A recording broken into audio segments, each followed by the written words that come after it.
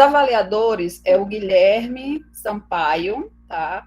Ele tem graduação em Física pela UFRN em 2016, com mestrado em Geodinâmica e Geofísica na área de Sismologia, também pela UFRN em 2019, e atualmente, né, ele está cursando doutorado em Geofísica, é um doutorado conjunto, né, na Universidade de San Diego, nos Estados Unidos, inclusive ele está nos prestigiando de lá, né? A segunda avaliadora é a Maria Liduína das Chagas, possui graduação em Física, licenciatura pela Universidade do Estado do Rio Grande do Norte, em 2008, possui mestrado em Física pela Universidade Federal do Rio Grande do Norte, em 2010, e doutorado pela mesma universidade, com um período de estágio sanduíche no observatório lá em Catalina, na Itália. Atualmente ela é professora aqui da Unifespa e participa do programa de mestrado nacional profissional em ensino de física, né, e no mestrado de propriedade intelectual e transferência de tecnologia para inovação. Então, obrigada, Guilherme, obrigada, Liduína, pela disponibilidade em contribuir aqui com os nossos trabalhos, né, dos alunos aqui da engenharia de produção. Gente, esses projetos de física aplicada, né, só explicando para vocês como é que funciona, que ele tem uma dinâmica diferente desses trabalhos aplicados à engenharia de produção que nós vimos aí no segundo, com a apresentação do segundo período, né? Então, esses trabalhos de física aplicada, né, todos os alunos da física que passam por mim, né, passam pela minha disciplina, eles fazem esses trabalhos, né? É uma proposta, né, de visualizar uma problemática dentro do processo produtivo, que é o foco da engenharia de produção, né, visualizar essa problemática e propor uma solução usando conceitos de física. Então, todos os trabalhos têm essa temática, tem a problematização, né, e aí dessa problematização eles constroem um experimento, que é um protótipo, tá, e diz, olha, com esse protótipo a gente poderia resolver este problema, né, então tem essa problemática que seria já, a parte final já seria a aplicação dentro do processo produtivo, né, das mais variadas empresas e indústrias onde o engenheiro de produção ele pode atuar. Então, ele tem essa temática, tá? E eu queria também pedir licença, que eu sou diferente, né? Que eu vou usar outra metodologia da apresentação desses trabalhos, né? Então, ao contrário dos trabalhos que vocês assistiram, os nossos, eles são videotrabalhos, ou seja, os alunos já gravaram os vídeos das apresentações e eu vou passar para vocês os vídeos. Eu gosto de usar essa metodologia porque os alunos todos participam, né, com a edição do vídeo, a apresentação ela fica com a participação de todo o grupo, e também a gente não tem tanta perda de tempo aí, o intervalo de tempo entre compartilhar a tela, às vezes os alunos não estão habituados, a gente como professor já fica um pouquinho enrolado, então eu usei essa metodologia para a gente ganhar um pouquinho de tempo, já que nós vamos ter 2 avaliadores, né, então já é um pouquinho a mais de tempo. Então, outra coisa, por causa dessa metodologia, que eu peço para vocês a compreensão de aumentar o som, né, de onde vocês estão assistindo aí, ou no YouTube, quem está acompanhando no YouTube, ou aqui, né, no Google Meet, quem está na sala, porque devido a algumas gravações, algumas falas são um pouco baixas, tá? Então, eu peço a compreensão de vocês e peço também que vocês possam aumentar um pouquinho o volume na hora que eu estiver passando, ok? Então, vamos lá, né? Explicado toda a metodologia, nós vamos ter a apresentação de 7 grupos, tá? São os grupos compostos por até 4 alunos, tá? O primeiro deles vai ser o grupo do Jardel, da Gilzilene e do Luiz Venâncio, com o tema Solução de entupimento de chutes de correias transportadoras através de canhões de ar. Então, eu vou compartilhar aqui a minha tela, já vou desativar o meu áudio e a gente já começa apresentando esse vídeo. Só lembrando, né, que a gente tem aí o formulário, a Nájima, a professora Nájima vai nos auxiliar, né, compartilhando aí junto com a comissão o formulário para que vocês também possam participar da avaliação, né, e se alguém quiser fazer alguma pergunta para o grupo, pode digitar aí no YouTube, que depois a gente repassa para eles, tá bom? E se houver tempo, eles respondem. Então, já vou desativar aqui meu áudio e já vou passar o primeiro grupo, ok?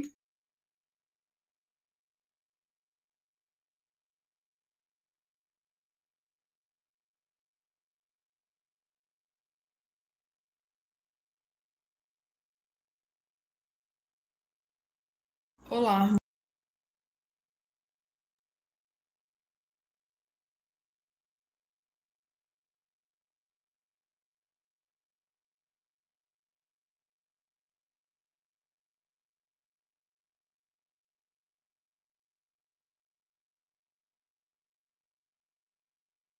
Professora Rosana, a senhora está sem áudio. Seu áudio está desativado. Sim, eu tô compartilhando a tela aqui. Eu avisei que iria desligar. Já assim que eu compartilhar, já começa a apresentação, tá?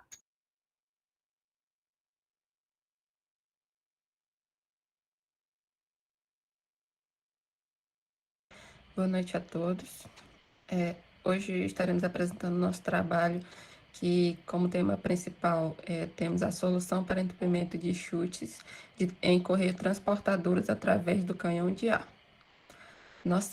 Nosso grupo é composto por 3 alunos do quarto período de Engenharia de Produção, eu, Gilsilene Lopes, Jardel Pereira dos Santos e Luiz Venâncio Silva Moraes. Este trabalho tem como finalidade desenvolver um experimento para resolver o problema de entupimento de chutes devido ao acúmulo de minério na sua parte interna e visa reduzir custos operacionais.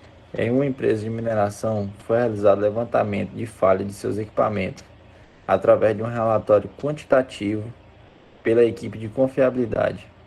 A principal falha apontada pelo relatório foi a obstrução de chutes de transferência por acúmulo de material. Eu vou explicar um pouquinho sobre o que é o chute. O chute ele é um componente da correia transportadora que é utilizado para redirecionar o material. Vamos falar um pouquinho sobre o chute. O chute ele é um componente do transportador que é utilizado para redirecionar o fluxo do material. Falando um pouquinho das partes do chute, ele é dividido em partes superior, intermediária e inferior. E, e, as suas, e por dentro dele, a parte interna dele é composta por revestimentos para preservar a chapa estrutural do chute, para que esse material não venha desgastar e levar a integridade do chute a ser danificada. Para que facilite também a manutenção, que ao invés de recuperar toda a chapa base, toda a chapa estrutural do chute, ele venha conseguir só trocar somente partes desse chute, onde está sofrendo maiores desgastes. Após esse resultado, foi realizada uma avaliação para tentar identificar as possíveis causas dessas falhas. Após a identificação dessas falhas, foi constatado que alguns dos problemas podem ocasionar essas falhas são material úmido, inclinação do chute inadequada,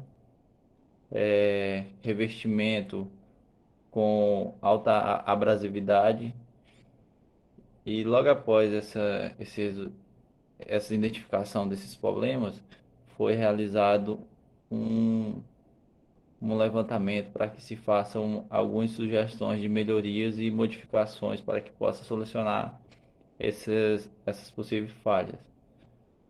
Primeira foi A primeira sugestão foi realizar a modificação do chute, para que se possa obter uma inclinação adequada do chute. Outra sugestão foi a troca dos revestimentos, para que se tenha um tipo de revestimento com menos abrasividade. E a outra sugestão foi a instalação de canhão de ar comprimido, nas partes inferiores do chute. Após apresentar todas as sugestões, foi levantado também o questão custo e benefício, né? O que se encaixaria melhor, custo-benefício, seria o canhão de ar, por alguns motivos que são fácil instalação, baixo investimento comparado às outras sugestões e manutenção mais barata. O experimento apresentado foi feito baseando-se em estudos feitos sobre o princípio de Pascal, onde a pressão aplicada sobre um fluido em equilíbrio estático é distribuída igualmente e sem perda para todas as suas partes, inclusive suas paredes. É possível realizar diversos experimentos e observar os efeitos dos princípios de Pascal sobre os fluidos. Um deles consiste em soprar uma garrafa fechada que contenha tubos de mesmo diâmetro que se comunicam da parte interna e a parte externa. Quanto mais for bombeado o ar para dentro da garrafa, maior será formada a coluna d'água. E independente da profundidade do tubo, a altura do líquido, do fluido, será o mesmo, pois ele estará sujeito à mesma pressão. Uma pressa hidráulica, onde temos dois êmbolos que atuam em áreas de diâmetros distintos e estão interligados através de um fluido. A pressão em todo o sistema é a mesma. Como em P1 a área, ou seja, o diâmetro é menor, a força aplicada será mínima, considerando-se a força que irá surgir em P2 devido à incompressibilidade do fluido. P1 é igual a P2. Quem é P1? P1 é a força 1 aplicada sobre a área 1. E quem é P2? P2 é a força 2 aplicada sobre a área 2. Os materiais que nós usamos foi garrafa PET de 2 litros, um pulverizador, uma caixa de papelão, uma fita adesiva, uma supercola e uma lata de tinta. A gente retira as medidas, né, no papelão. Após isso faz uma pré-montagem.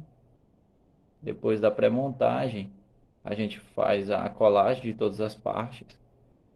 Logo após a colagem, a gente realiza a pintura, faz um furo na parte traseira do chute, mais ou menos na posição que será aplicado o canhão de ar, posiciona o purificador já montado na garrafa PET e logo após isso é realizado o enchimento dessa garrafa PET, aplicando 50 vezes a alavanca de enchimento do pulverizador. Foi realizado um pequeno experimento para demonstrar como seria o comportamento do canhão de ar a aplicar no chute. Podemos observar no vídeo que o material que é lançado na parte interior do chute, ele começa a se prender na parte inferior, podendo vir obstruir o chute. E logo após existe um círculo de disparo do canhão de ar, onde que ele vem ser acionado e direcionando o material para o seu sentido conforme fluxo.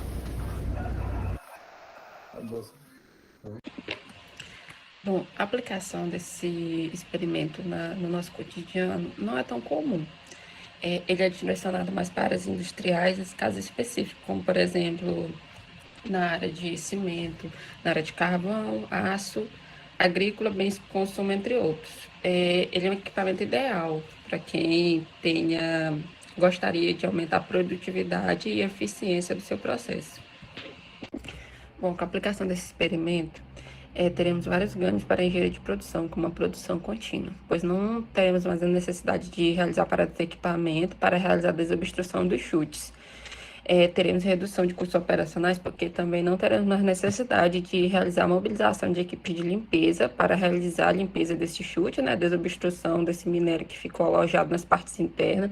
Teremos também aumento da capacidade, pois o minério que estará caindo e ficando alojado dentro desse chute estará sendo evacuado, né, terá uma vazão mais rápida.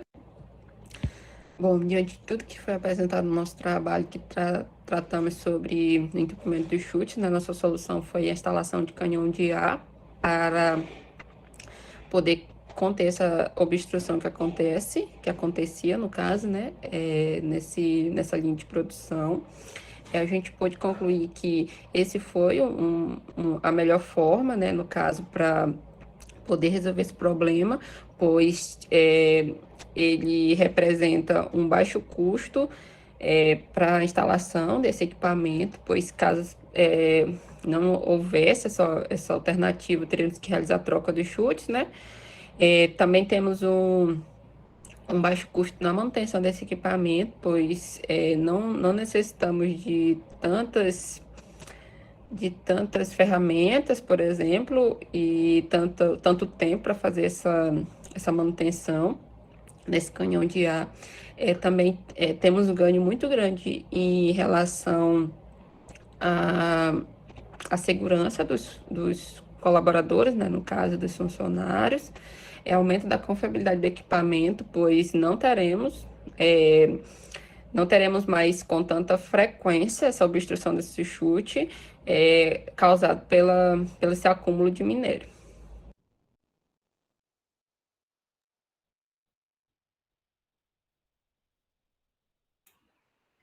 Obrigada ao grupo, né, parabéns pela apresentação, e a gente já começa, né, com os professores.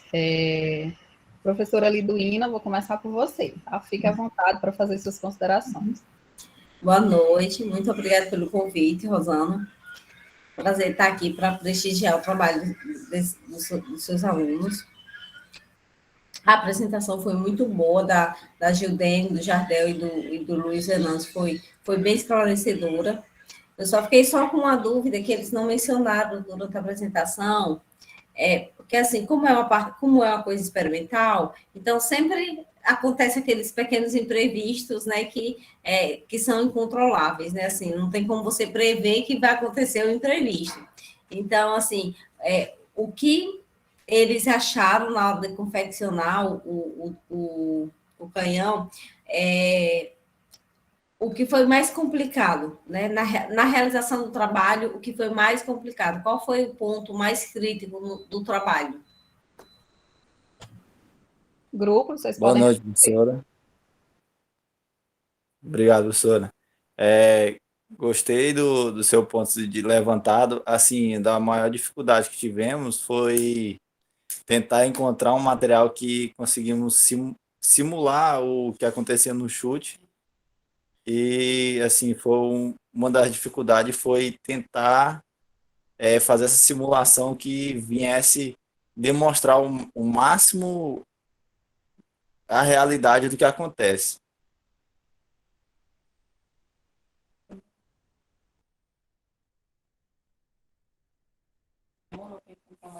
E o material que nós usamos foi o isopor. O isopor, a gente conseguiu retirar as partes do isopor, fomos cortando e tentamos simular lá o material com isopor. Beleza? Tá ótimo, obrigado, Jardel. Obrigada, professora Liduína, Jardel. Guilherme, a palavra está com você. Olá, Rosana. Primeiro, gostaria de agradecer pelo convite e também falar que a apresentação do Jardel, da Gislene e do Luiz estão boas.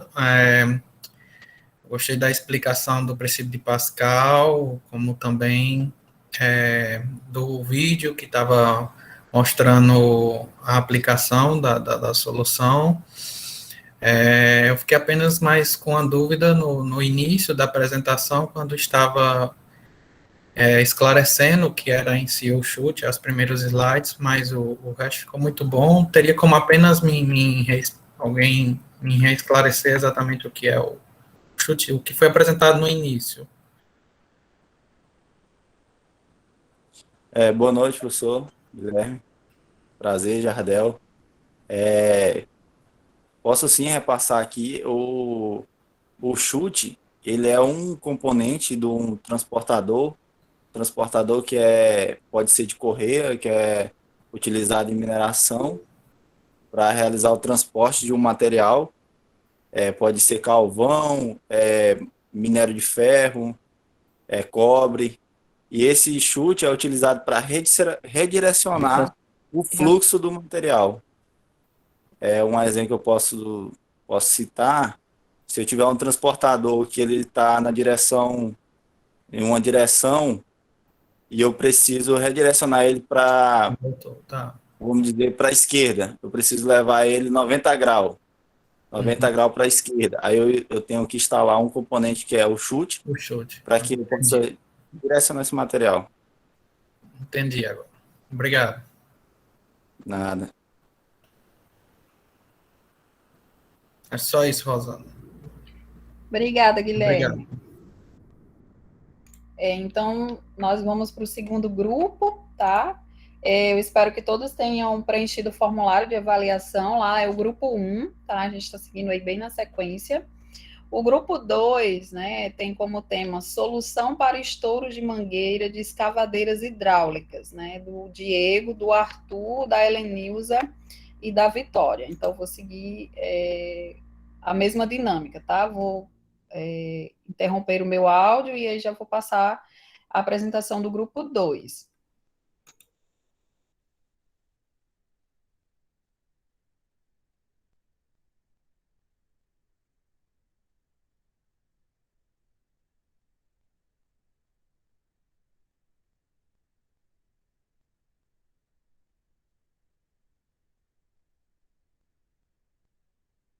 Boa noite, meu nome é Helenilza e eu, juntamente com o meu grupo, que é formado por Arthur Gabriel, Diego Deusenbeck e Vitória, iremos falar sobre a solução para estouro de mangueiras das escavadeiras hidráulicas. A escavadeira hidráulica ela é uma grande máquina essencial para a construção civil ou atividades que necessitam de forças além da capacidade humana. Porém, dependendo das condições que são submetidas, podem ocorrer mau funcionamento das suas funções, como, por exemplo, o rompimento das mangueiras hidráulicas. As escavadeiras hidráulicas, elas funcionam através do bombeamento do óleo para os pistões, o que gera pressão e dá força para a máquina. O fluido, no caso o óleo, né, ele percorre dentro da mangueira hidráulica de um ponto para o outro. Quando as mangueiras elas são expostas a excesso de pressão, pode ocorrer o rompimento dela. As válvulas de controle, né, que são capazes de controlar a passagem do fluido dentro das mangueiras, ou tubulações que afetam a pressão que percorre pelo óleo. Fundamentação teórica do projeto. O nosso projeto se baseou no princípio de Pascal, que foi criado pelo Blaise Pascal. Esse princípio diz que, quando uma pressão é aplicada em um fluido em equilíbrio, essa pressão é transmitida a todos os pontos do líquido até as paredes do recipiente ao qual está contido. Colocando no caso das escavadeiras hidráulicas, nós temos o óleo, que é um tipo de fluido. Esse óleo ele percorre dentro das mangueiras hidráulicas de um ponto a outro, que é sempre submetido às forças que são geradas através dos pistões e, consequentemente, gera pressão para esse óleo. Essa pressão também, que é aplicada no óleo, acaba afetando as paredes das mangueiras. E dependendo da situação, pode exceder a resistência dessa mangueira e provocar o rompimento. A equação de Pascal pode ser explicada da seguinte forma: nós vamos usar as seringas como exemplo. A força que vai ser aplicada na primeira seringa, que vai ser menor, vai transmitir a pressão de forma igual até a segunda seringa. Essa que já vai ser maior, o que vai resultar numa força maior do que aquela aplicada na primeira. Olá, meu nome é Vitória e aqui eu vou mostrar para vocês o experimento e os materiais utilizados. A gente utilizou a cola quente, a seringa, a fita isolante e as mangueiras. E aqui a gente fez só um movimento do que a escavadeira hidráulica faz, só para demonstração, e como a válvula de controle de fluxo ela pode solucionar os problemas das quebras das mangueiras. Aqui é basicamente o movimento que ela faz. E agora eu vou demonstrar como funciona basicamente a válvula, né, de controle de fluxo. A válvula de controle de fluxo ela vai ter uma válvula tipo agulha, que é basicamente esse parafuso aqui, que de acordo com o movimento que você vai fazendo horário, né, o parafuso ele vai entrando mais na mangueira e isso vai diminuindo a pressão, né, do líquido, né, do óleo, da água que vai passar das mangueiras. diminuindo sim a pressão que vai ter nas mangueiras, né? Que pode ocasionar as quebras. E você pode estar regulando tanto para menos pressão como mais pressão, e é basicamente isso, né, que a válvula de controle de fluxo faz, e o seu funcionamento é dessa forma. Tá aí para uma melhor visualização, né, a válvula de controle, né, com a válvula de agulha totalmente acionada, ou seja, não está tendo nenhuma passagem de fluido, né, pelas mangueiras e pela válvula. Nesse caso aí, mas para acionar é muito simples, de uma forma manual, você pode estar acionando ela e tendo toda a passagem, né, de fluido com toda a pressão. Nesse caso, né, que a gente trouxe para demonstrar, é que ela pode estar sendo, né, acionada de acordo com a necessidade, ou seja, você pode estar regulando ela para mais ou para menos passagem de fluido, né, e consequentemente está diminuindo a pressão entre as mangueiras. Nesse caso, ela está acionada totalmente, né, a pressão está maior, mas quando você, né, regula ela para menos pressão, tá aí, né, tendo uma maior dificuldade na passagem, né.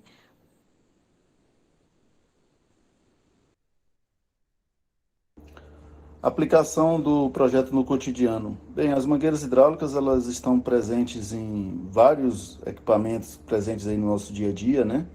Em elevadores, em diversas máquinas, nos próprios veículos que fazemos uso, né? Então, essas mangueiras, o objetivo do projeto é fazer com que aumente a vida útil, né, dessas mangueiras, porque é um custo muito alto. O projeto aqui visa a redução de custos, né, para qualquer equipamento que componha um sistema hidráulico. Sistema hidráulico esse que é tocado a partir de uma bomba hidráulica, né, ela que faz o princípio de Pascal acontecer nos equipamentos onde estão envolvidos sistemas hidráulicos, pois ela que bombeia o óleo e pressuriza as mangueiras e implica força nos pistões, para que as máquinas possam desenvolver os seus trabalhos. Então o projeto aqui ele visa a aplicação de válvulas de controle nas mangueiras ou nas tubulações hidráulicas, visando fazer um controle dessa pressurização e dessa forma aumentar a vida útil das mangueiras, né, e fazer com que os custos de manutenção corretiva diminuam e, consequentemente, a produtividade se estenda por um período maior e tenha menos redução de horas paradas por manutenção corretiva em equipamentos hidráulicos, sejam eles escavadeiras ou qualquer outro equipamento que faça uso desse tipo de sistema. Aplicação na engenharia de produção. Como falado, né, o objetivo aqui é reduzir, né, os custos, né, com manutenções corretivas, uma vez que quando essas mangueiras estouram, existe uma alta perda do fluido hidráulico, do óleo, né, uma vez que este encontra-se pressurizado, como falamos anteriormente, pois é movimentado através de bombas e esse fluido estando pressurizado, uma vez que ocorre o rompimento de uma mangueira, a perda de fluido é muito grande. Trazendo aqui para o equipamento que fizemos uso, né, que é a escavadeira hidráulica, os modelos mais comuns, o sistema hidráulico deles, o tanque é abastecido por uma média de 350 litros. Né? O custo total para substituição desse óleo, no valor que, em média, que está o galão de 20 litros hoje, está em torno de R$ 11.100. Né? Então, toda vez que uma mangueira hidráulica vier a estourar, a perda de fluido vai ser muito grande e o proprietário, o responsável pela manutenção, vai ter que fazer a substituição, a reposição desse óleo. Consequentemente, com um custo desse elevado, os custos de manutenção vão muito aquém do que é o desejado em qualquer operação. Então, o uso dessas válvulas vai propiciar que a vida útil das mangueiras aumente, né, uma vez que a pressão vai estar controlada no sistema, e, consequentemente, evitando rompimentos. Este foi o objetivo do projeto e o que traz a importância para a gente da utilização dessas válvulas de controle.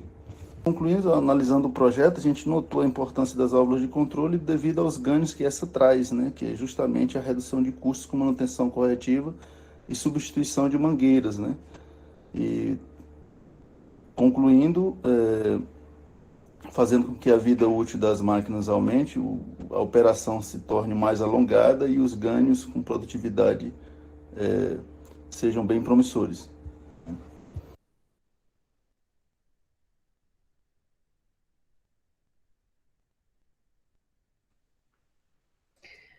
Parabéns ao grupo 2, né? Então, eu vou começar agora com o Guilherme, tá? Então, Guilherme, se tiver alguma consideração, sugestão para o grupo, pode falar. Eu gostei dos slides, gostei do trabalho, está bem esclarecido, bem organizado. Tenho apenas uma pergunta, gostaria de parabenizar o grupo também.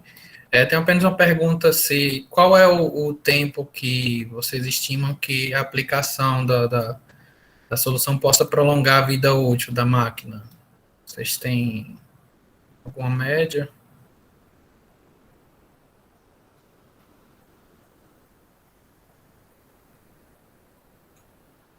Quem vai responder, Diego?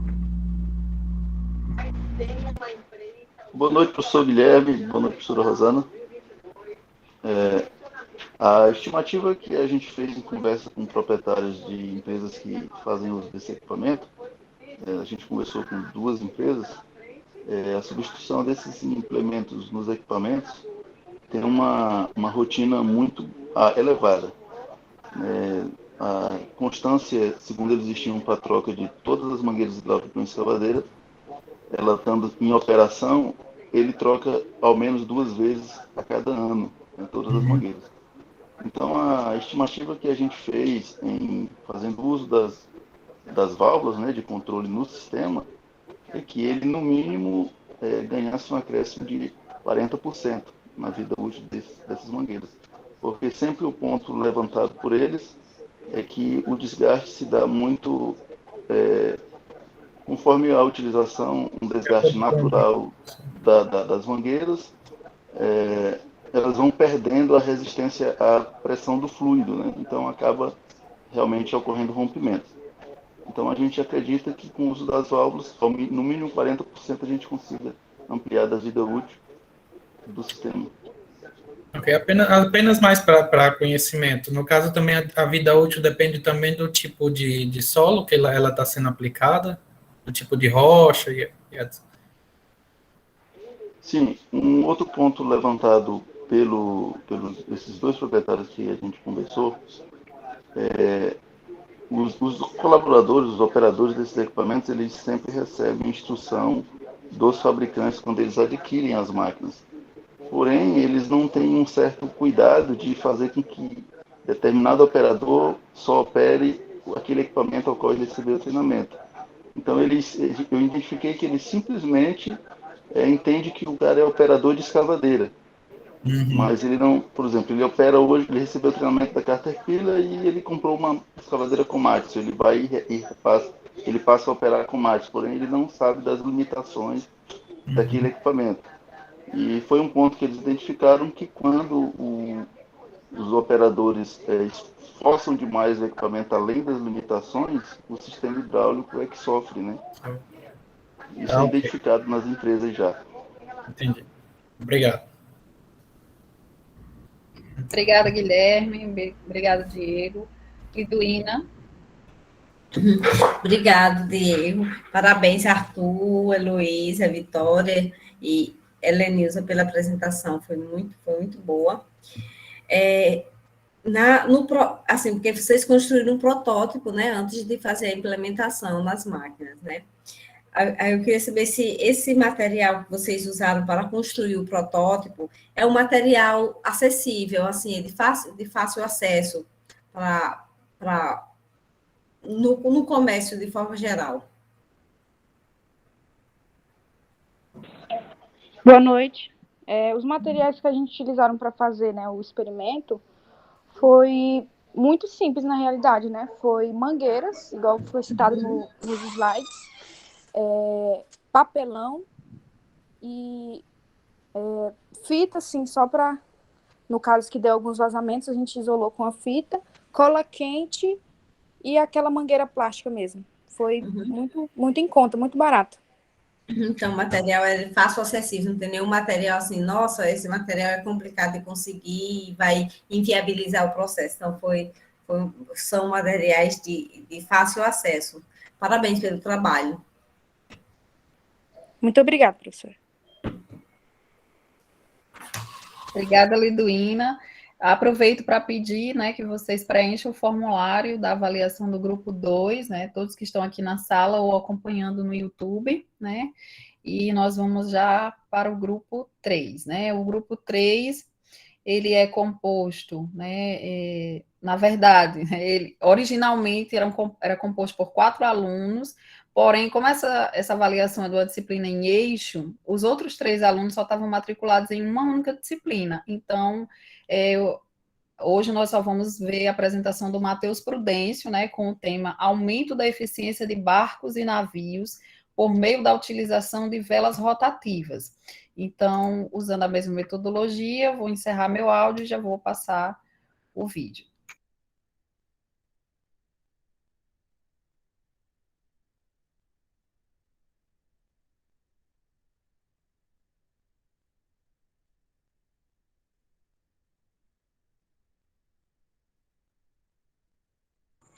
Boa noite, meu nome é Matheus Prudêncio e eu vou apresentar um projeto de mecânica dos fluidos. O projeto é o aumento da eficiência de barcos e navios por meio da utilização de velas rotativas. Vale usa velas em navio de minério para poupar combustível. A Vale está experimentando velas rotativas em um navio de transporte de minério de ferro da companhia. O objetivo é usar o vento como parte da energia, diminuindo o consumo de combustível e a emissão de carbono no transporte. O equipamento está em funcionamento de fase piloto. A intenção da Vale é usar essas velas para diminuir o consumo de combustível e, consequentemente, a emissão de poluentes no ar, já que as 5 velas utilizadas no navio irá diminuir a quantidade de combustível usada pelo motor para se locomover. As 5 velas que o navio usa, as velas rotativas, foram baseadas no efeito Magnus. O efeito Magnus é o fenômeno pelo qual a rotação de um objeto altera sua trajetória em um fluido, líquido ou gás. O efeito Magnus pode ser explicado pelo princípio de Bernoulli. Em diferentes pontos de uma corrente uniforme, se o fluido se movimenta com velocidades diferentes, nos pontos de maior velocidade observa-se a menor pressão e vice-versa. Pois bem, aqui temos um exemplo do efeito Magnus. Uma bola de futebol chutada em direção ao gol. O ar passa pela bola. Enquanto esta se move, ela arrasta consigo um pouco de ar durante os giros. Onde a bola e o ar se movimentam na mesma direção, a velocidade é maior.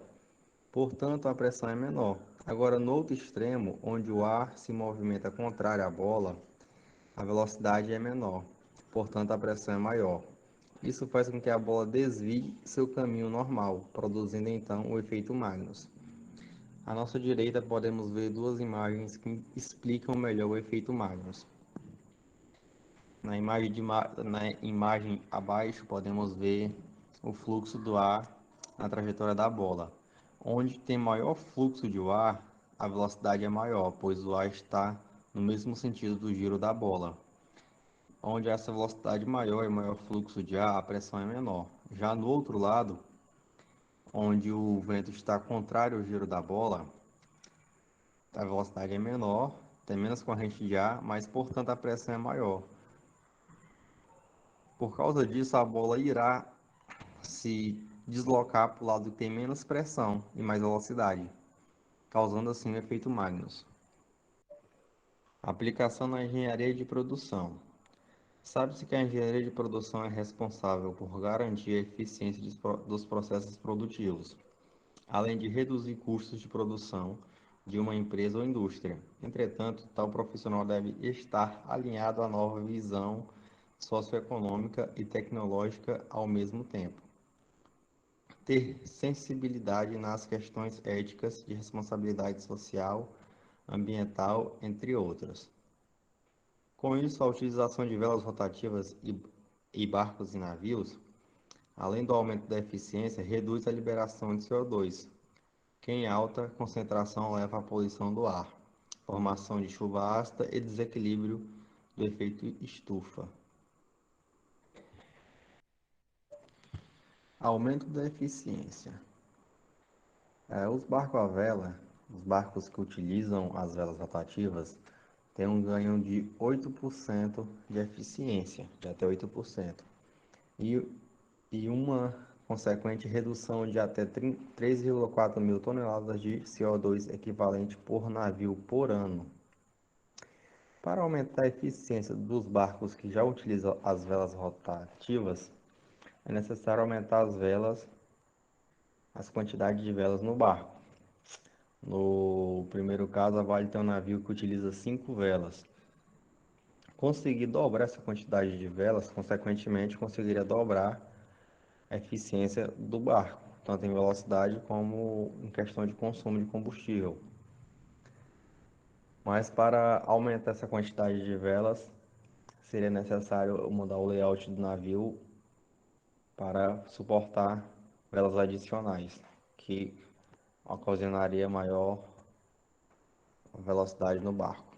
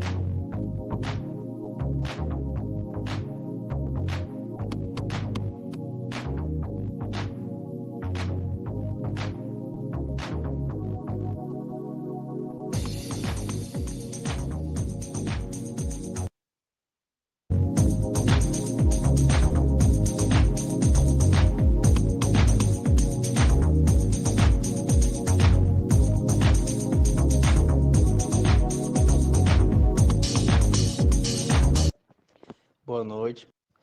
Para realizar essa experiência, a gente utilizou uma caixa d'água, porque não poderia ter um ambiente onde teria corrente de água, teria que ser água parada. No primeiro momento, o barco foi testado com as velas desligadas. Observou-se que ele quase não teve deslocamento. No segundo momento, ligamos as velas do barco utilizando só o vento, o ar que estava percorrendo no ambiente. Foi observado também que a gente não conseguia controlar a trajetória do barco. Para onde o vento ia, o barco ia junto. No terceiro momento, a gente ligou o ventilador. Observou-se que a trajetória do barco ficou mais aleatória ainda, porque tinha 2 correntes de ar. Além de não conseguir controlar a trajetória do barco, tem uma questão de eficiência também, porque o barco depende de correntes de ar e da direção que ela se posiciona. Então, isso para ser aplicado em grandes embarcações se torna mais difícil. Para a realização do experimento foi utilizado um isopor, lixa de madeira, cano PVC e 2 motores pequenos. Pode ser motor de DVD ou de impressora. Foi usado 2 pilhas e cabo elétrico.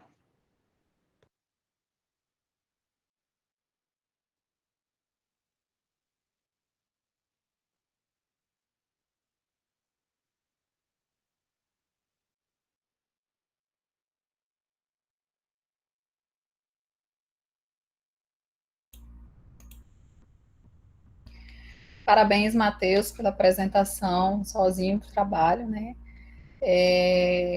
Vamos começar pela professora Liduína agora. Liduína, a palavra está com você.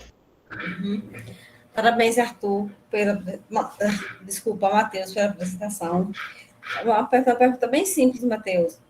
Fora os princípios físicos, né, que você aprendeu, logicamente, você apresentou aí, o aprofundamento desses conceitos físicos, o que mais, né, o que além do aprofundamento dos princípios físicos você conseguiu adquirir para a sua formação acadêmica? Boa noite, professora. Na parte de montar, realizar o experimento, a gente pega uma noção de que as coisas são bem mais difíceis, né? Porque para montar o instrumento parece ser simples, e não é bem simples. Tem a questão de conseguir alinhar bem as velas, porque se você não tiver alinhada, quando ela não consegue rodar, né? Ela fica desalinhada e fica balançando muito. Até na hora dos vídeos lá, dá para perceber que elas ficam balançando, né?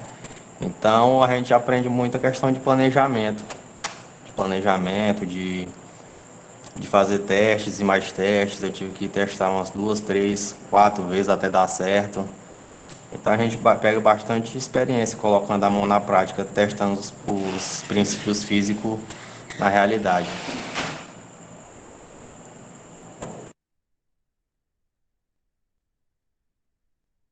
Obrigada, Matheus. Esclareceu a minha dúvida. Obrigada, Matheus, Liduína. Aproveito para pedir para vocês preencherem a avaliação do grupo 3. Guilherme. Olá, gostaria de esclarecer aqui, dar os parabéns pela apresentação de Matheus e do grupo, que está muito bom.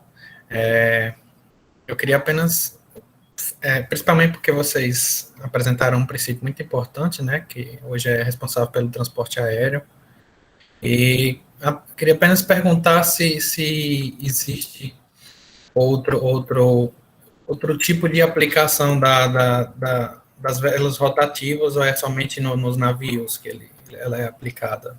Tem um outro tipo de aplicação mecânica? Boa noite, professor. A princípio, as velas rotativas é mais utilizada em navios mesmos. Não totalmente para locomover o navio sozinho, né? Elas são tipo um sistema híbrido. O navio tem o seu motor a combustão normal e elas são utilizadas para aumentar a eficiência do navio, né? E reduzir os gastos do navio. Tá certo, obrigado. Obrigada, Guilherme. Obrigada, Matheus. Então, vamos fazer a avaliação aí do grupo 3 e eu já vou preparando a apresentação do grupo 4. Né?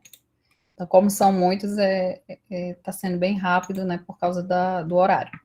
Tá, então, o grupo 4, né, composto pela Camila, Lucas Lourenço, Denise e Miqueias. É a análise do escoamento de fluidos gasosos e seus impactos energéticos quando não dimensionados em projetos industriais. Então, já vou fechar aqui meu áudio, minha câmera e já começo o vídeo.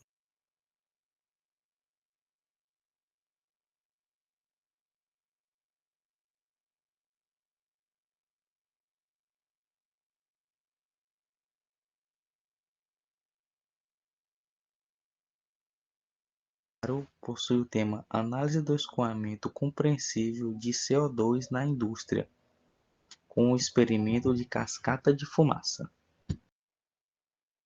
A apresentação faz eixo com as matérias de mecânica dos fluidos e termodinâmica, apresentada pelos discentes Adriane Denise, Camila Vasconcelos, Lucas Lourenço e Miqueias dos Santos. Boa noite, eu me chamo Adriane Denise e vou dar início à problemática relacionada ao tema. Pois bem, quando a gente fala de movimentação de fluidos em sistemas com aplicações industriais, nos deparamos diretamente com o devido problema. Os projetistas, eles dão muita importância à infraestrutura do projeto, né? Levando muito em conta o encaixe de tubos, de bombas, de válvulas, de conexões, enfim. E daí eles não dão a devida importância ao correto dimensionamento do escoamento dos fluidos por esses tubos, né, por essa planta. E aí isso impacta muito negativamente na eficiência energética do próprio sistema, vindo trazer impacto negativo também para o custo da empresa e para a questão de economia de energia, né, que tanto falamos atualmente nas empresas e também como sociedade, tendo em vista que sem um correto dimensionamento, né, desse escoamento, a planta ela vai operar exigindo muito mais energia do que o necessário. Então, entrando na questão do aquecimento global, sabemos que é um termo amplamente reconhecido na comunidade científica e que atualmente vem sendo testadas diversas técnicas para a minimização da emissão do CO2, que é um gás muito importante do efeito estufa e é um resultante direto, né, de vários processos industriais. O que todas as técnicas têm em comum, sendo técnicas de emissão ou de redução de resíduos, é a dependência, né, do transporte em longa distância do CO2. Com base nisso, através de estudos, nota-se que a alternativa mais econômica para esse transporte é utilizando dutovias, que é onde o composto, né, ele vai circular em altas pressões, como fluido ou líquido. Contudo, né, até recentemente, o dimensionamento desses dutos de CO2, ele levava em conta as técnicas estabelecidas nas indústrias de gases naturais. E sabemos que esses escoamentos, eles têm características bem diferentes. Então, sabendo disso, né, esse trabalho, ele tem como propósito, a proposta dele é analisar um método eficaz para o transporte de CO2 a longa distância.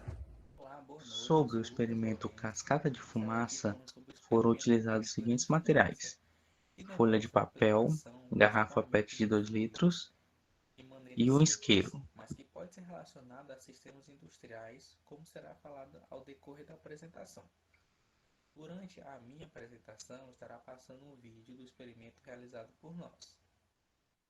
Pode-se observar que dentro da garrafa o escoamento é laminar até atingir o fundo, e o motivo pelo qual a fumaça desce ao passar pelo canudo de papel é que ocorre um resfriamento, deixando a densidade dela maior que o ar dentro da garrafa. O experimento tem base no princípio da convecção, devido sua diferença de densidade por meio do calor, sendo que a fumaça branca é formada por partículas resultantes da combustão incompleta do papel. Os dados a seguir foram retirados de um artigo que utilizamos como base para o nosso trabalho, onde uma empresa escoa cerca de 9.000 toneladas por dia de CO2 pelos dutos que possuem um diâmetro de 16 polegadas.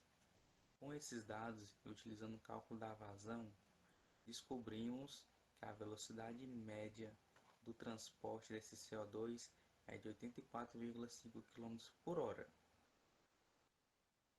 Também vale lembrar que o experimento foi realizado para mostrar como fica disperso o gás de CO2 dentro dos dutos, porque até então ele não foi encontrado durante o escoamento apenas na sua forma gasosa, e sim na sua forma líquida ou líquida e gasosa, ou seria uma mistura dessas moléculas. Olá, meu nome é Camila e eu vim estar falando sobre o CO2 nas indústrias aplicadas em engenharia de produção. O aquecimento global por causas antrópicas é amplamente reconhecido pela comunidade científica e é uma realidade, e a cada novas técnicas voltadas à minimização da emissão de CO2. Uma alternativa rentável de estocagem é a utilização do dióxido de carbono para a recuperação avançada do petróleo. O CO2 é importante gás de efeito estufa e resultante direto de diversos processos industriais vêm sendo testados, em que o CO2 é injetado em reservatórios ainda ativos para potencializar a extração do petróleo.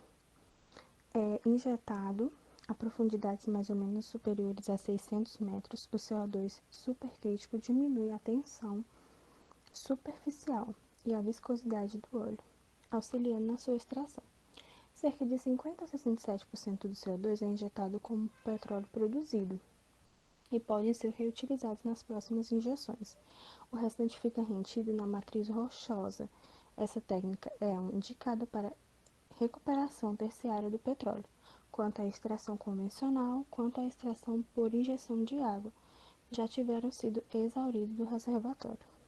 O transporte do petróleo é feito por meio de oleodutos, gasodutos, navios, entre outros. Em virtude da composição variável do grande número de substâncias que o compõem, antes de ser utilizado, o petróleo deve passar por um processo de separação e purificação de seus componentes, que é o que acontece nas refinarias de petróleo. Depois que é realizada a extração do petróleo, ele é primeiramente transportado aos portos de embarque e para levar o petróleo são utilizados gasodutos, como eu falei no início do texto.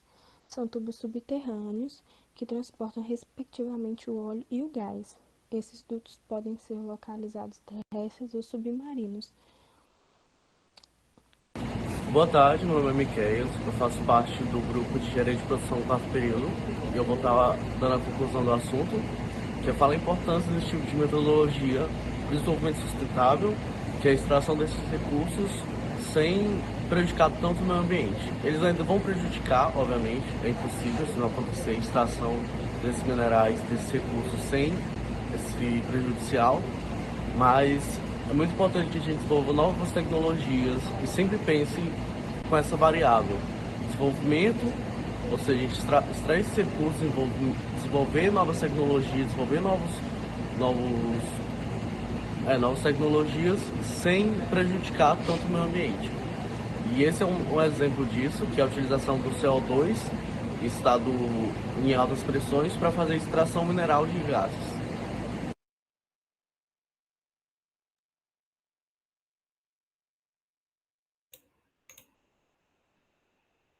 Obrigada ao grupo pela apresentação. Ok, já estamos lá. Pode Guilherme. continuar. Boa tarde a todos e todas. Boa tarde.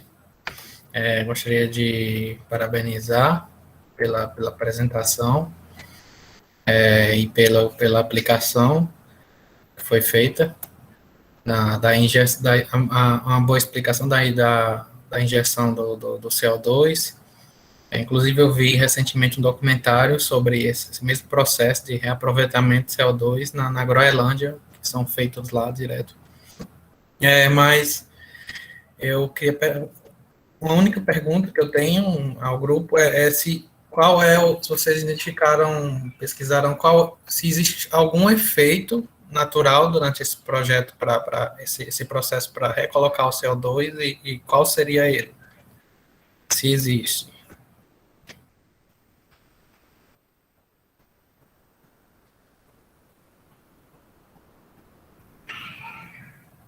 Grupo, quem vai responder?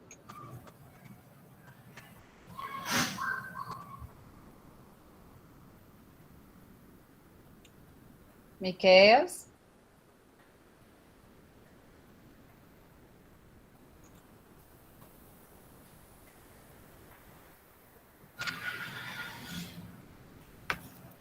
Camila, estão todos aí. Quem vai responder a pergunta do Guilherme?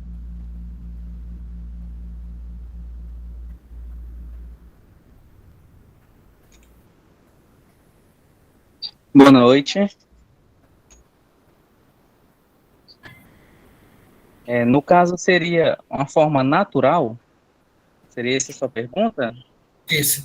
Se ele gera algum efeito durante a injeção de volta do CO2 dentro do solo, se ele gera algum efeito natural durante esse processo de injeção, se tem ou não, se tiver, qual seria o efeito natural?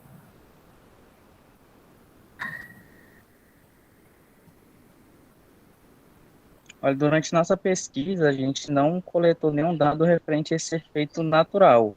Era apenas devido à pressão, né? Ele era injetado de volta nos tubos e ele saía normal, haveria só uma perda. Mas a gente não chegou a aprofundar nessa parte. Certo. Nem também quando vocês pesquisaram, ele já era também mostrado com os tubos já instalados e tudo. Ele também falava sobre a instalação dos tubos, coisa do tipo. Isso, os tubos já instalados, já a questão da montagem toda feita, né? Apenas a questão do escoamento que foi analisado no trabalho. Tá ok. Obrigado. Obrigada, Guilherme. Liduína. Não, eu estou satisfeita, Rosana, com a apresentação deles. Foi muito esclarecedora. Tá bom, então, obrigada. Então, peço a todos, né, que avaliem aí o grupo 4, e eu já vou aqui preparar o link do grupo 5, né, que é o grupo da Keitiane, da Juliette, da Francei e da Ana Carla, que é o tubo de Venturi na fertirrigação da produção agrícola.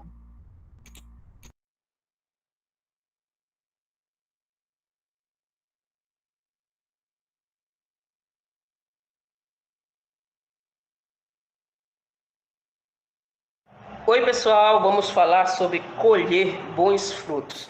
Para eu colher bons frutos, eu tenho que ter uma terra fértil. Para eu ter uma terra fértil, eu tenho que fazer uma adequação do fertilizante de forma balanceada, para que ele absorva todos os nutrientes necessários, né, para termos um plantio bonito, produtivo e que tenha defesas, né, contra pragas e doenças. Então, você concorda comigo que a fertilidade do solo é essencial para o seu resultado?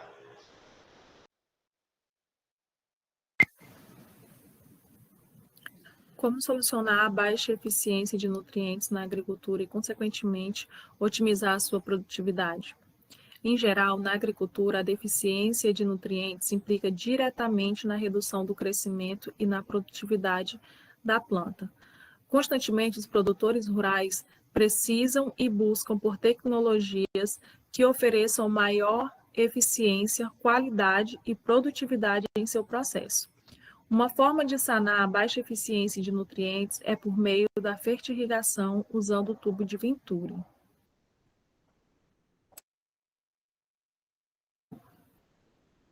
Muitos agricultores já utilizam a irrigação, processo automatizado que libera a água na quantidade dosada, no momento e local correto. A fertirrigação utiliza o mesmo sistema. A diferença é que, além da água, também transporta os fertilizantes, que podem ser líquidos ou sólidos, desde que sejam diluídos em água. Na aplicação via solo, o fertilizante sólido é espalhado perto da planta, e nesse caso precisa esperar pela chuva ou pela rega para poder penetrar no solo e nutrir a planta. Por conta dessa dependência, a penetração pode ser muito variável, conforme o volume e a intensidade de chuva ou da rega. Na fertirrigação, a melhor eficiência quanto à utilização dos fertilizantes se deve ao fato de ocorrer o fornecimento de nutrientes de forma gradual e na presença de água, melhorando a absorção pelas plantas e reduzindo as perdas que existem pelo método convencional.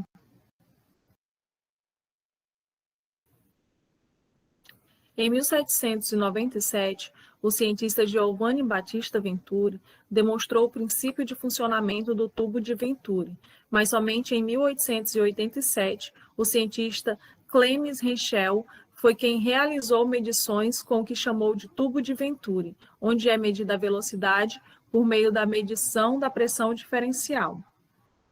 A explicação para a variação de pressão no tubo de Venturi inicia-se pela equação de Bernoulli, que descreve o comportamento de um fluido que se move ao longo de um tubo.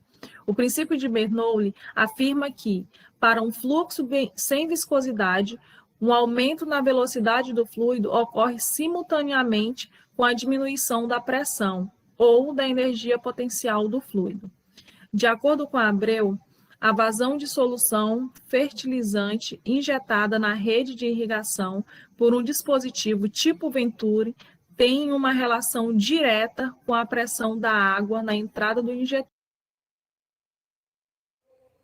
O efeito Venturi em um sistema fechado e considerando o fluido em movimento constante dentro de um tubo uniforme, ocorrerá da seguinte forma.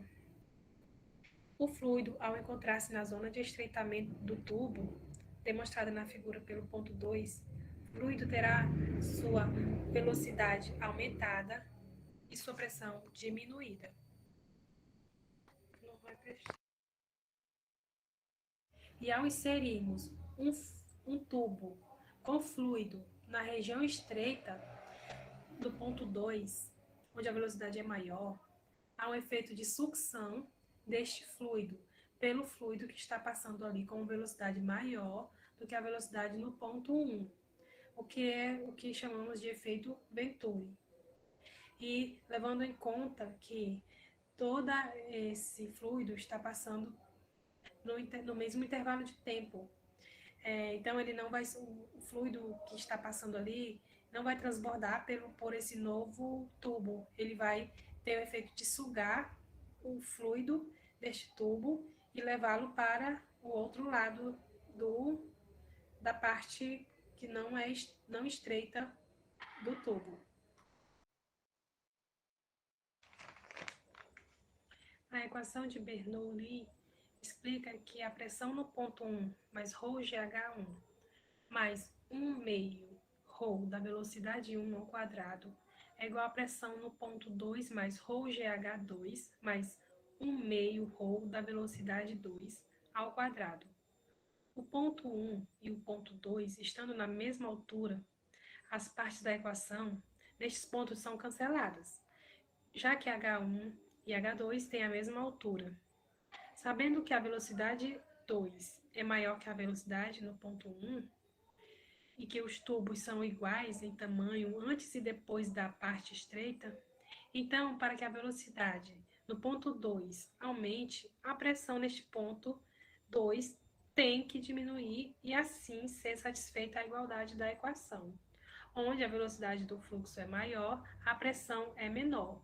Isto é chamado efeito de Bernoulli.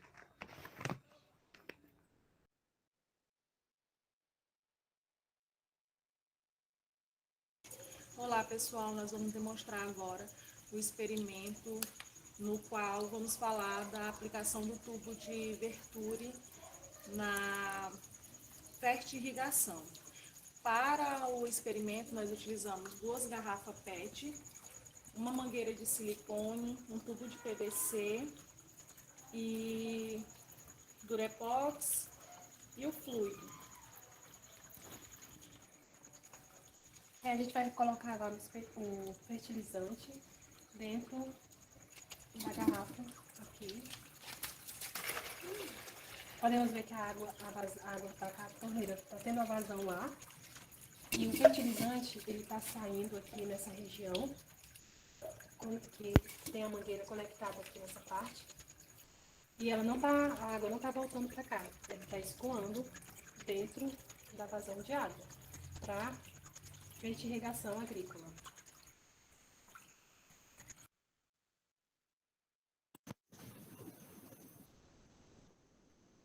A fertirrigação na agricultura oferece benefícios como maior eficiência no uso de água e de nutrientes, pois vai utilizar exatamente a quantidade de água correta e a quantidade de nutriente correto para cada tipo de planta em cada horário específico. Com isso, ela vai oferecer uma nutrição equilibrada. Também pode possibilitar que o agricultor possa corrigir a nutrição durante o período do cultivo. Além disso, ela também oferece uma maior produtividade e uma qualidade na plantação, redução de custos operacionais, conservação do solo e acelera o ciclo dos nutrientes, o que promove resultados mais rápidos e eficientes se comparados à aplicação convencional feita via solo. Eu vou falar sobre as aplicações na engenharia de produção. O sistema Venturi, ele é utilizado na fertirrigação de plantações de frutas, como por exemplo morango, manga, que precisam de muita água e nutrientes para se desenvolverem por igual. Ele também é muito bem aceito na lavoura, por conta disso, pelo fato de já mandar os nutrientes juntamente com a irrigação, e assim a água e os nutrientes vão de forma igual para todas as plantas. Aplicações do tubo Venturi no cotidiano. Nós temos o carburador, que o tubo Venturi é o responsável por realizar a mistura entre o ar e o combustível. E nós temos os aerografos. Esses equipamentos, eles utilizam uma mistura de tinta e ar, através do Venturi. E aí, dessa forma, a pressão causada pelo aumento da velocidade do ar, que são misturadas no sistema Venturi, são lançadas pela pistola de pintura. Dado o exposto, nós concluímos que o processo de fertirrigação é um processo eficiente e eficaz. As plantações que possuem esse sistema, elas têm tendência a ter maior produtividade, qualidade e eficiência. E o experimento que nós demonstramos, ele mostrou que é realizado de forma rápida a mistura do fertilizante juntamente com a água, e dessa forma as plantas elas conseguem captar os nutrientes e a água que elas necessitam com melhor aproveitamento das plantas. Então, as empresas, as plantações que utilizam esse sistema de fertirrigação, elas têm tendência a ter maior produtividade, justamente porque o sistema funciona, é atual e é tecnológico.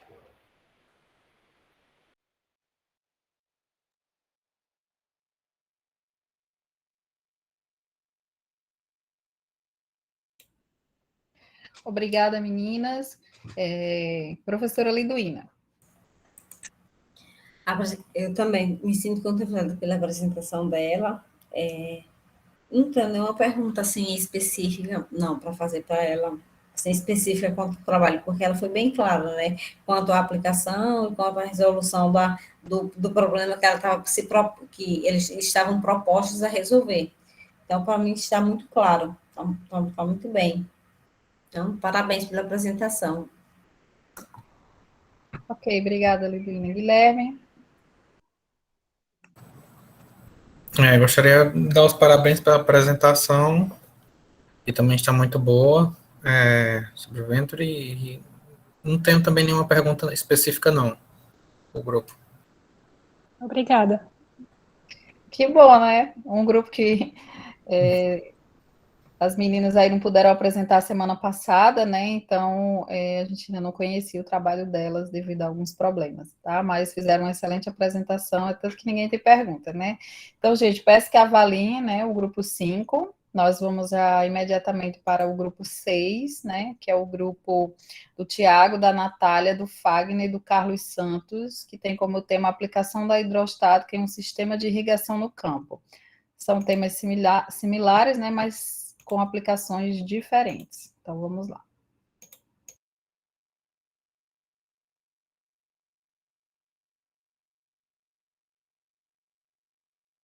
Boa noite. O nosso grupo é formado pelos alunos Carlos Santos, Fagner Almeida e Natália Macedo.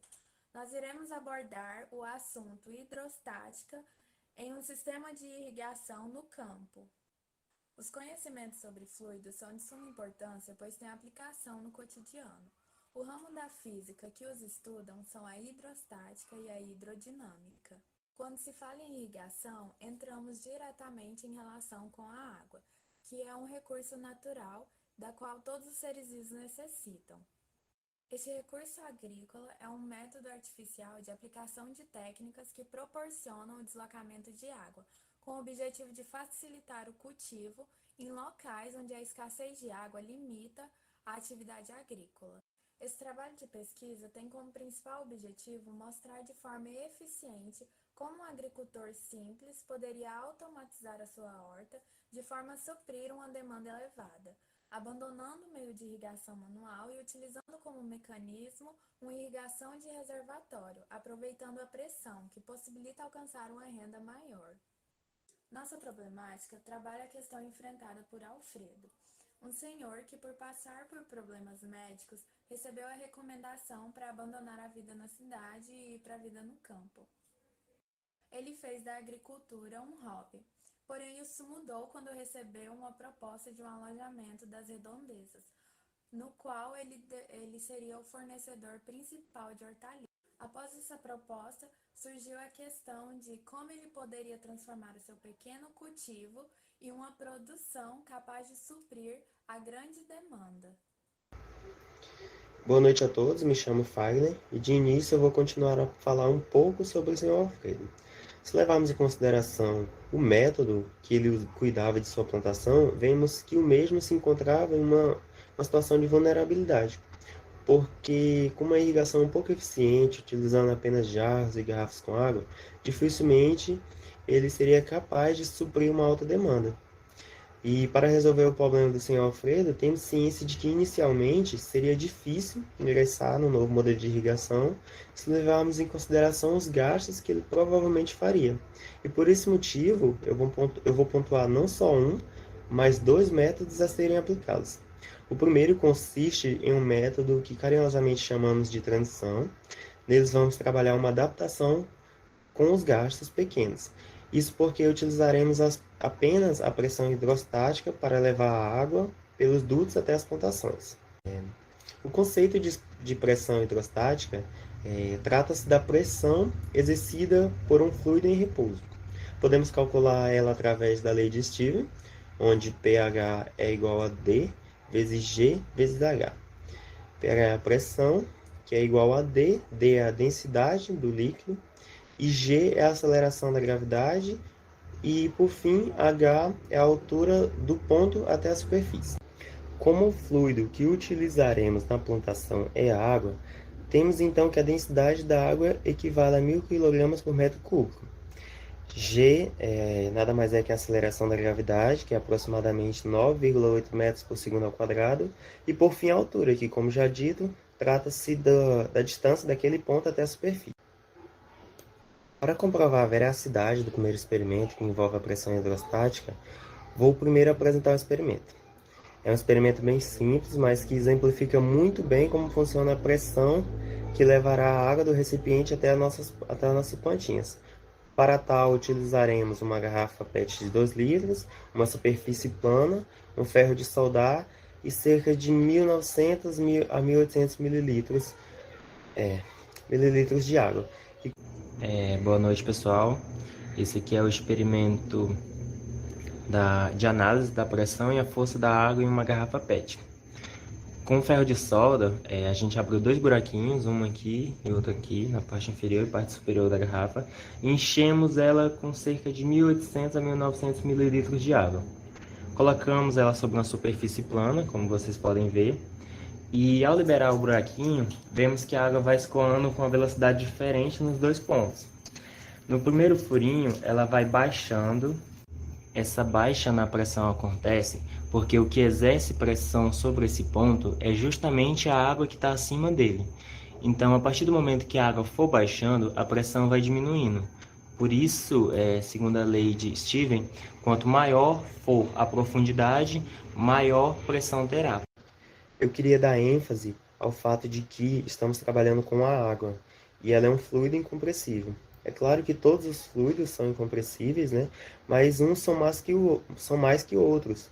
E na água, suas moléculas estão mais próximas umas das outras, e não se comprimem tão facilmente, gerando assim uma pressão maior sobre o que está abaixo dela. Dando continuidade, a intenção é utilizar a pressão hidrostática até onde ela for capaz de suprir a demanda. Porém, obviamente, com o passar do tempo e, consequentemente, o aumento da produção, do espaço utilizado e da renda, encontraremos uma quantidade maior de desníveis no terreno, o que vai tornar inviável somente o primeiro método. E é nesse momento, então, que entra o nosso segundo método. Trata-se do uso de uma bomba centrífuga. Primeiro, queria dizer que as bombas centrífugas, elas são tidas como os dispositivos hidráulicos queridinhos no mundo da irrigação. Dentro delas existe o rotor, que é uma peça montada entre duas placas blindadas, contendo nele uma série de palhetas curvadas. Uma observação que eu queria dar é que o rotor ele deve estar sempre submerso, pois quando ele inicia o giro, o fluido preenche as palhetas e começa a girar junto com elas. Isso cria uma força centrífuga para as partículas de água e posteriormente criando uma energia cinética que faz a água sair com uma velocidade muito alta. Isso ao mesmo tempo que a sucção da água gera uma pressão negativa. E essa pressão negativa ajuda a sugar a água para dentro da bomba continuamente. Essas bombas, vocês podem observar uma semelhança com a casca de um caracol. Isso porque serve como um canal para a água sair. Boa noite. Hoje eu vim falar um pouco sobre as aplicações da hidrostática no cotidiano. Vemos que a hidrostática está no nosso dia a dia por meio do funcionamento de seringas, por meio dos elevadores de carros e também de outras aplicações como a dos canudinhos de refrigerante. Utilizando o canudinho de refrigerante como exemplo, vemos que quando nós puxamos um líquido através do canudo, a nossa boca exerce uma pressão dentro do canudo, fazendo com que o ar se espalhe e, por consequência, trará uma pressão menor, fazendo com que o líquido suba dentro do objeto. Falando em todas essas aplicações que nós temos no dia a dia, vemos que é de grande importância a hidrostática para o engenheiro de produção, uma vez que ela está inserida no nosso meio como de diversas formas. Então, é necessário que o engenheiro de produção saiba de todas essas aplicações. Ao final do projeto, aplicando os métodos descritos na fundamentação teórica para se automatizar a irrigação, utilizada na horta de nosso cliente, concluímos que será possível alcançar a produtividade desejada, ampliando a sua plantação e método de irrigação.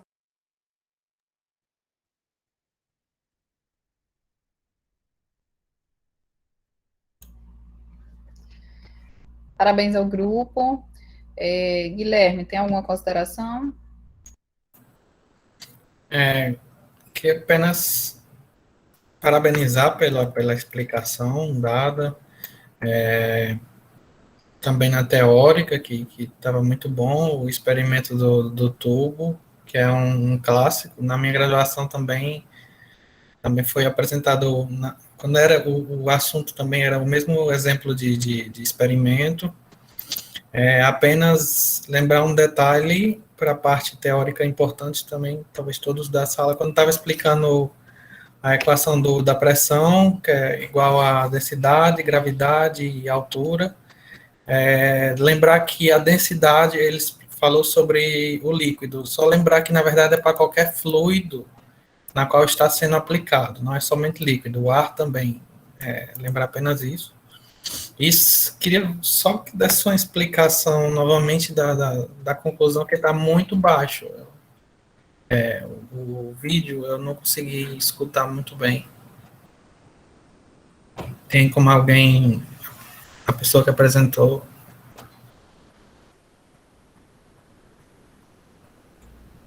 Grupo.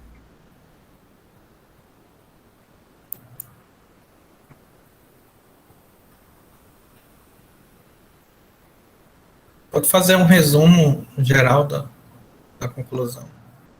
Precisa ser bem detalhado. Boa noite. Aqui é o Carlos que está falando.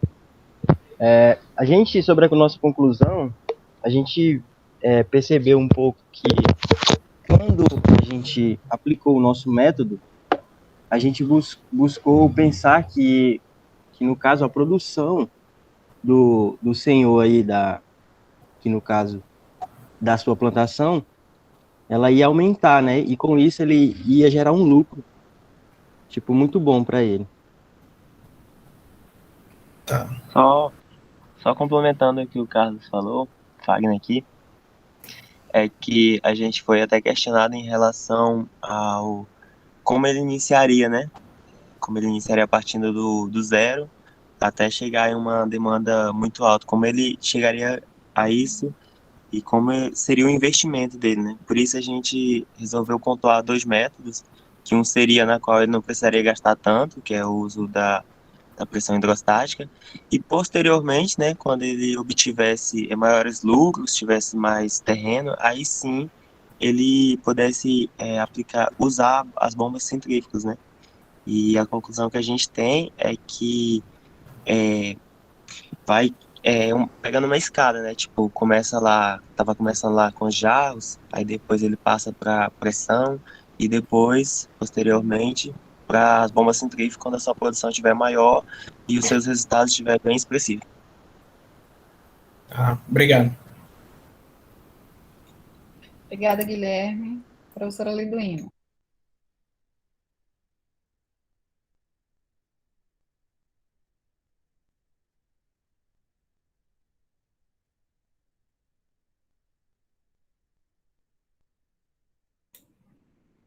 Liduína, tá me ouvindo?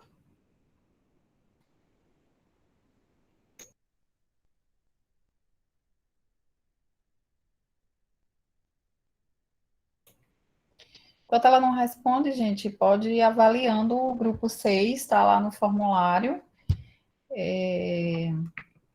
Eu vou tentar verificar se ela caiu aí na conexão. Deve ser problema de conexão.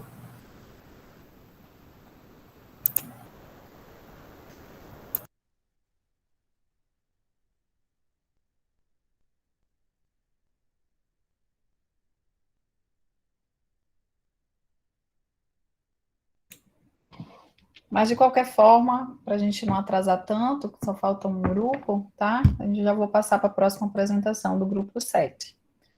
Tá? Depois eu vejo com ela o que aconteceu. O grupo da Nicole, Richelle, Marta e Lucas. Solução para perda de carga na tubulação hidráulica de um hotel.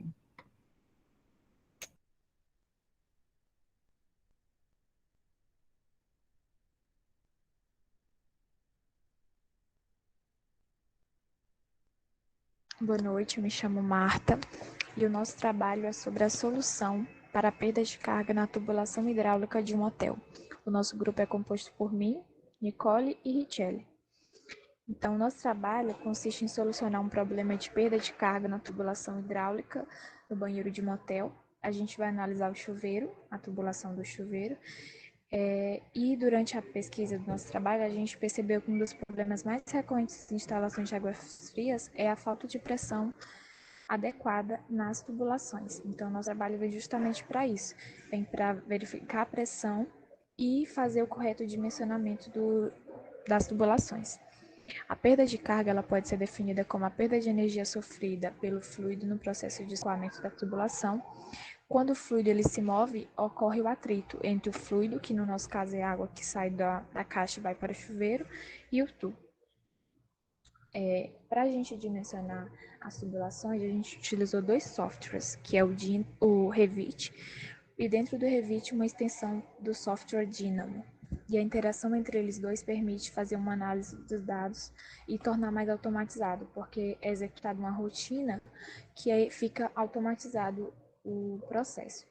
Inicialmente foi feita a modelagem da instalação do banheiro, que é ligada ao reservatório, né, que é a caixa d'água, e depois a definição dos trechos e definição da pressão. No nosso projeto, nós consideramos uma pressão de 20 kPa, que é uma altura de 2 metros de água, né, do chuveiro. E após a definição de todas essas variáveis, é executada a rotina através do software Dynamo. Boa noite, pessoal. Me chamo Nicole e vou falar um pouco sobre a fundamentação teórica do nosso trabalho. Ela se deu a partir do estudo, abrangendo a perda de carga, estudo da vazão, velocidade e aplicações da engenharia. Quando um fluido ele se desloca no interior de uma tubulação, ocorre atrito do fluido com as paredes internas e também uma turbulência do fluido. Esse fenômeno ele faz com que a pressão que existe no interior da tubulação vá diminuindo à medida que o fluido se desloque. e é chamada e conhecida como perda de carga. Podemos dizer que a perda de carga é uma restrição à passagem do fluido dentro de uma tubulação, influenciando diretamente na altura de uma bomba, de sua vazão volumétrica, ocasionando um aumento da potência consumida. Temos 3 tipos de perdas de carga. A perda de carga tipo atrito, que ela é determinada por essa fórmula, HL, onde F é o fator de atrito, L é o comprimento do tubo, V é a velocidade do fluido, D é o diâmetro do tubo e G é a gravidade. Boa noite, eu me chamo Richelle e vou falar sobre a estrutura e os dados analisados. Nós utilizamos um software para fazer o cálculo da perda de carga na tubulação hidráulica de um hotel. Esta aqui é a representação desse sistema hidráulico, toda essa tubulação, em um banheiro de um dos quartos do hotel, sendo este quarto bem próximo ao reservatório. Este aqui é o reservatório e esta é toda a tubulação. O problema em questão é que a pressão dessa tubulação não é suficiente para atender o equipamento instalado. Equipamento este que é um chuveiro e fica localizado entre esses pontos 4 e 5. Este equipamento tem a necessidade de ter 20 kPa de pressão, que são 2 metros de coluna d'água. Nós utilizamos o software a fim de desenvolver um plano de ação para a solução desse problema, que é a falta de pressão aqui. Consideramos todas as dimensões e colocamos no software e exibimos a rotina. E este aqui foram os resultados que nós tivemos, sendo observado que nós fizemos o uso de fórmulas da mecânica dos fluidos, que é vazão, velocidade e pressão, e este aqui foram os resultados que o software nos retornou, onde é possível observar que nenhum dos resultados teve a pressão desejada. Esse é o nosso plano de ação, que já são os dados dimensionados. Nós fizemos vários testes e para que aqui tivesse a pressão desejada, nós aumentamos a tubulação, que saiu de 25 para 40. Nós também elevamos aqui um pouco, elevamos 1,5 m o reservatório de água e também trocamos joelhos por algumas conexões. Com esta mudança, depois de nós termos feito a rotina, os resultados exibidos no software foram esses, onde aqui 21,288 representa especificamente este ponto crítico, que era o que nós estávamos analisando, e então agora a pressão nesta tubulação já atende o equipamento instalado. Este é apenas exemplo de um dos quartos do hotel. Então, sendo necessário ainda fazer esta mesma aplicação para todos os banheiros do hotel. Além disso, é possível nós identificarmos também algumas perdas localizadas em nosso cotidiano, nas nossas residências. Elas são causadas por acessórios de canalização, que são as diversas peças necessárias para a montagem da tubulação e para o controle do fluxo do escoamento. Por exemplo, aqui, nessa sistema de canalização, aqui nós podemos observar que nessa primeira situação existem vários desses acessórios, né? E também nós podemos ver que o fluxo do escoamento é muito pequeno. Como o fluxo ele passa por diversidade de acessórios, curvas, mudança de área, podem ser encontradas perdas de carga localizadas e acaba que ele não chega na intensidade aqui, o escoamento ele não chega como deveria. Nessa situação, nós podemos observar que com a mudança, né, desses acessórios, aqui constam bastante, aqui já foi mudado, né, nós podemos perceber que o fluxo de escoamento ele é maior e ele chega com melhor qualidade. Então, pessoal, vou falar agora sobre as aplicações na engenharia de produção. Nós sabemos que, né, uma das atribuições do engenheiro de produção é a minimização dos custos e otimização dos processos, e que isso são fatores cruciais para o desenvolvimento, crescimento e sucesso de uma empresa, né? Além também do fator de qualidade. Então, são essas atribuições que nós estamos propondo através do nosso experimento, do nosso trabalho, e que vão trazer, né, uma significativa diferença na produção. Nós podemos ver aqui, através desses dois exemplos que eu também coloquei no slide anterior, né, que aqui nessa segunda imagem foi sim realizada a minimização dos custos, otimizados os processos, né, e também melhorada a qualidade do escoamento desse fluido. E essa é justamente a missão do engenheiro de produção no nosso projeto. Conclusão. A tubulação dimensionada corretamente resulta em uma diminuição significativa nos custos de uma instalação, quando ela está conectada a uma bomba elétrica, traz uma melhor capacidade para o compressor e otimiza o sistema, atendendo todos os equipamentos com eficiência.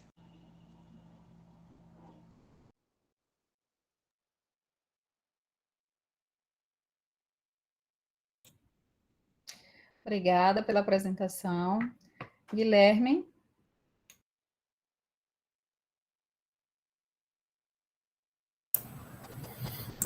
Gostaria de agradecer a todos do grupo. Dizer que está muito bom a apresentação, não tenho nenhuma pergunta específica, mas parabéns pelo trabalho.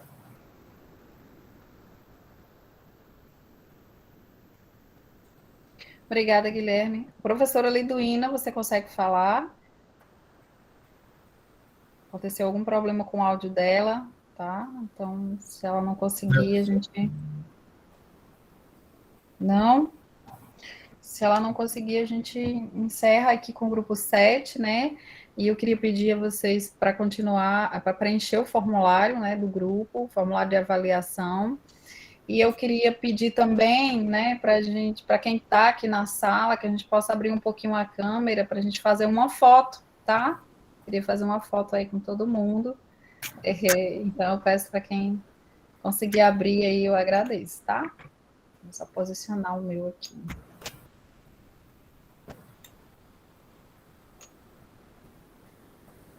Vamos, gente. Senão não vão ganhar pontos. Tem que ter um incentivo. Deixa eu minimizar aqui e colocar dentro também.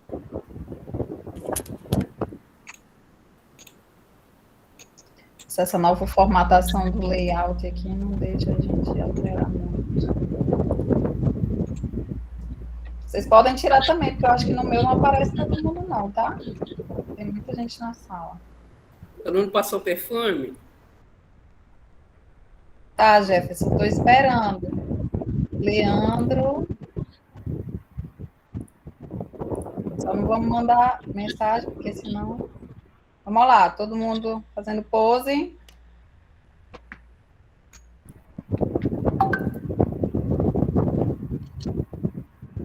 Agnes ficou com a mão no nariz.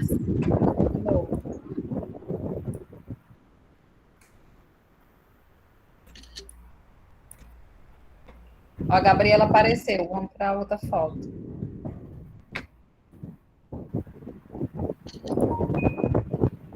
Rafael nunca olha para a câmera. Bora, Rafael.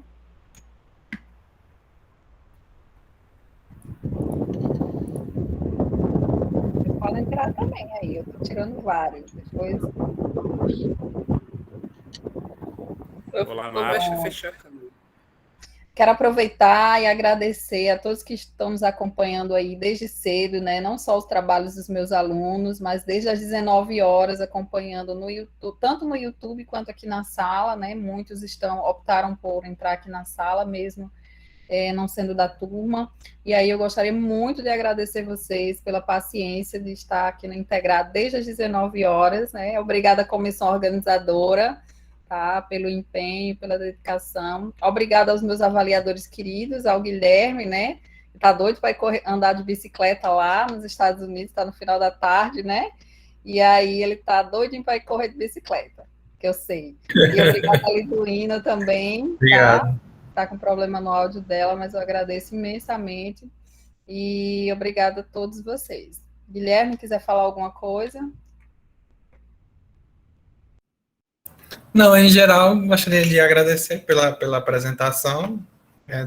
Gostei de todos os trabalhos, bem esclarecidos. Só apenas alguns que teve baixo áudio, mas realmente nesse período de pandemia, a gente não tem como prever nada. Mas esses casos de vídeo, de vídeos gravados, também são feitos aqui, devido à pandemia, que não tem como ter aula presencial, apenas esse próximo quaternário que vai começar em setembro, que aqui já vai ser pessoalmente. Mas, em geral, os semestres anteriores, todos também eram assim com vídeo, e também ocorreu imprevistos. No eventos internacionais também tem vídeos, Mas, em geral, parabéns por todos os alunos, pela dedicação para fazer os trabalhos, os experimentos. Gostei muito de todos eles, os experimentos que foram feitos. Me fez recordar vários assuntos da física, inclusive fluidos e termodinâmica são os assuntos da física que eu mais gosto. Professor, você talvez lembra do professor José Wilson, lá na UFRN, também me fez recordar as aulas dele. Muito bom. Obrigado. Obrigada, Guilherme. Queria agradecer também ao Patrick, que está aqui até essa hora fazendo essa transmissão. Obrigada, Patrick, sempre presente com a gente. E é isso, gente. Eu acho que eu posso declarar aí como encerrado o nosso segundo dia de integrar. Obrigada a todos, que durmam bem, espero que estejam com saúde para amanhã. Está todo mundo aqui de novo, às 19 horas, né? Prestigiando os trabalhos dos outros períodos, do 6º e do 8º, não é isso? Comissão organizadora. Boa noite a todos. Boa noite e bom sono aí para vocês. Ei, professora, só uma dúvida. Eu não estou conseguindo assinar outra lista de frequência. Boa noite a todos. Leandro, essa dúvida é com a comissão. Eu acho que eles ainda estão por aqui.